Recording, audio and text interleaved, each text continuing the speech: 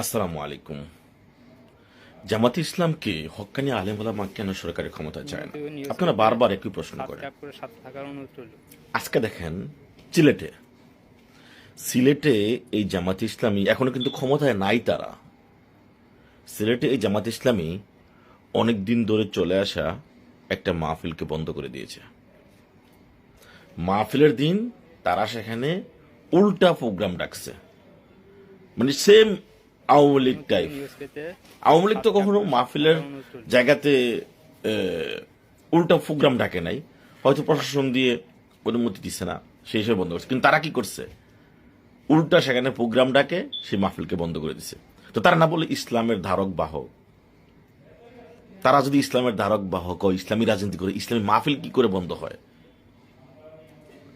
স্পষ্ট কথা, এরা হচ্ছে ইসলামের নাম বিক্রি